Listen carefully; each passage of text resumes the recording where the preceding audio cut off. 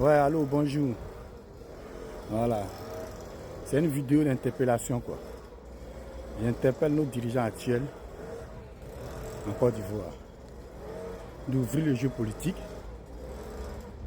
et de faire en sorte que tous les candidats se présentent, ceux qui le disposent et ceux qui le veulent, afin d'éviter l'irréparable.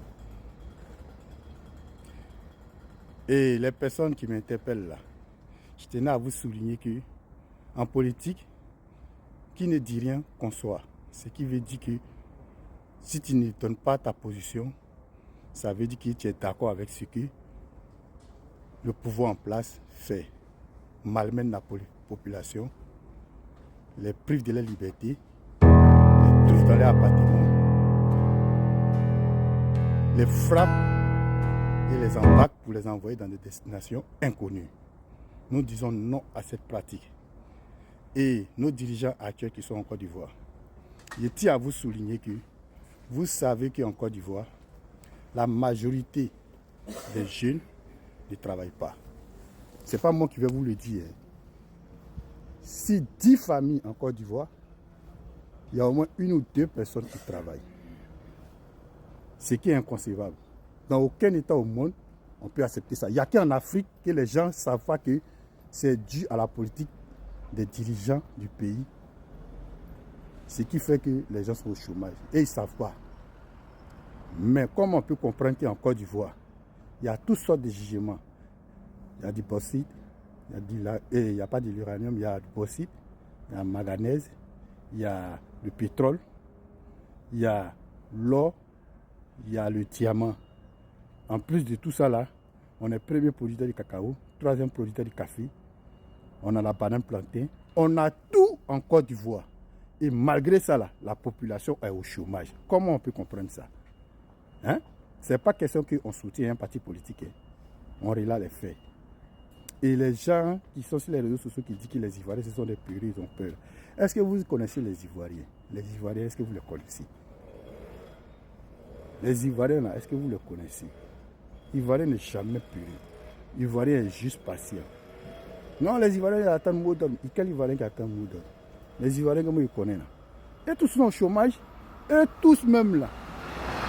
Quand vous ne savez pas là, moi je vais vous dire ça aujourd'hui. Tout le souhait des Ivoiriens là, comme ils ne travaillent pas, ils n'ont pas d'activité là, les souhaits là, ils prient Dieu que le pays se mélange et ils vont profiter de ça pour s'enrichir. C'est ce que vous ne savez pas. Donc moi j'interpelle nos autorités pour qu'ils fassent pas la tête, pour qu'ils reviennent à la normale, ils se remettent en question pour éviter ce chaos là. Pour éviter ce chaos là. Parce que les Ivoiriens ne vont pas sortir pour aller au plateau. Hein. Ceux qui vont aller au plateau, c'est qu'ils habitent à côté du plateau. Sinon, eux, ils vont se servir aux alentours. Toutes les infrastructures que vous voyez aux alentours, là, ils vont se servir parce qu'ils n'ont pas l'argent pour aller s'acheter à manger. Donc, ils vont rentrer dans les marchés, prendre les sacs de riz, les sacs d'oignons, ainsi de suite, jusqu'à ça va grimper sur les supermarchés. Après le supermarché, ça va grimper sur les banques. Eux-mêmes, ils savent, hein, ils font les soudines, mais ils savent que à chaque fois qu'il y a un aménagement en Côte d'Ivoire, c'est ce qui se passe. Ça, ce n'est pas quelqu'un qui va leur dire de faire ça. Eux-mêmes, là, c'est un instinct, on appelle ça un instinct de survie. C'est comme un enfant. Quand tu veux le taper, là, il soulève sa main, pas par la politesse, il soulève sa main pour se protéger, juste pour ne pas recevoir le coup de façon violente. Même quand on était à l'école primaire et que les maîtres nous enseignaient, quand ils nous frappaient avec les chicottes, qu'est-ce qu'ils faisaient? Nous, on mettait nos mains derrière pour ne pas que ça frappe les fesses. On appelle ça un instinct de survie. Donc, eux, là, ils ne vont pas aller au marché parce qu'ils sont contre comment on appelle, les dirigeants qui sont au pouvoir. Non, et ils vont là-bas pour pouvoir survivre. Parce que quand le pays est mélangé, il n'y a plus de commerce. S'il n'y a plus de commerce, là, et ils doivent manger. Donc, ils vont manger aussi. Les magasins qui sont fermés, là, il y a des denrées dedans. Donc, c'est là-bas qu'ils vont aller se servir. Et quand ils vont trouver qu'il n'y a plus rien dans les magasins où ils se sont servis, dans les marchés, bon marché, dans les marchés où tout le monde va là. Quand ils vont trouver qu'il n'y a plus rien là-bas, là, ils vont se diriger dans les grandes surfaces. Et après les grandes surfaces, là, quand ils vont voir qu'il n'y a plus rien là, ils vont se diriger maintenant dans les banques. Après les banques là, ils vont se diriger maintenant dans les infrastructures de l'État. Donc, moi, c'est juste une interpellation. Ne faites pas comme si vous ne connaissez pas les Ivoiriens. Ou ce n'est pas parce que vous êtes arrivé au pouvoir que les Ivoiriens sont restés calmes que vous pensez qu'ils sont endormis. Ils ne sont pas endormis. Hein. Il y a certains qui disent que non. La dernière crise de la Côte d'Ivoire, là, il y a eu plus de 3000 morts. Donc, ça a effrayé les Ivoiriens, ce qui fait que les Ivoiriens ont du mal à se décider. Moi, je tiens à vous dire que c'est faux. Hein. Les Ivoiriens n'ont jamais peur. Ivoiriens, en majorité, les Ivoiriens ne travaillent pas. Ils sont tous au chômage. Et vous savez comment ils survivent en Côte d'Ivoire là-bas? Ils survivent des business. Qui dit business là, vous connaissez. Il y a certains qui sont producteurs, il y a certains qui font des trucs impensables juste pour subvenir aux besoins de leur famille. Depuis Côte d'Ivoire, là, c'est comme ça que l'Ivoirien survit. Les gens survivent de jour au jour. C'est que Dieu met dans les mains là, c'est avec ça qu'ils vivent. Donc si vous leur donnez l'opportunité là, et ça les arrange, et les souhaits là, c'est que Ouattara même ne parle pas de lui-même. Le pays se mélange et ils vont profiter pour aller casser les banques.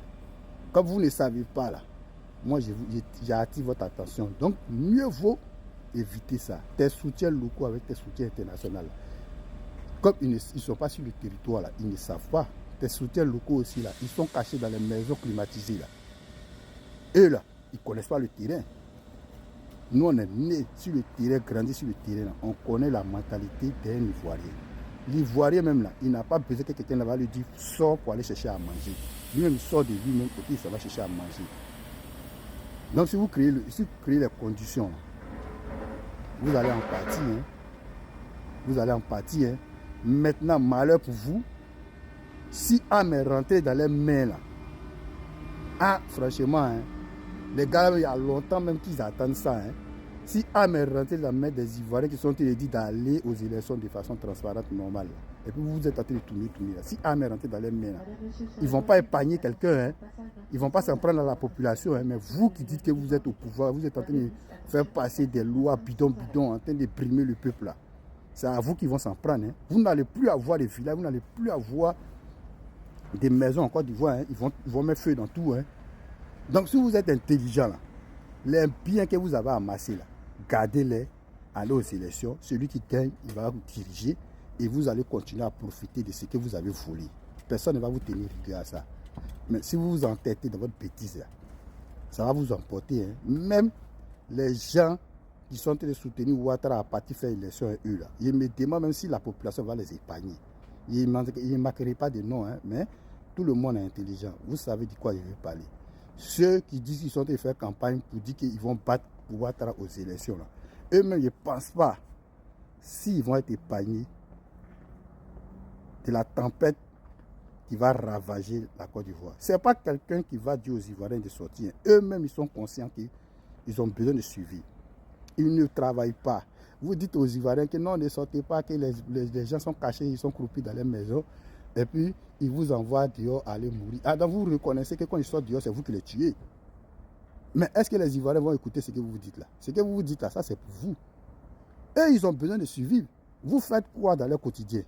Il n'y a aucun ménage en Côte d'Ivoire qui reçoit au moins 10 000 ou 20 000 de la part de l'État. Il n'y a aucun système social qui a été mis en place pour compenser ce déficit-là. Et vous vous asseyez chez vous là-bas, vous dites aux gens, ne sortez pas, ne sortez pas. Mais s'ils ne sortent pas là, vous avez créé quelques conditions pour ne pas qu'ils sortent. Donc, moi, je vous ai déjà prévenu.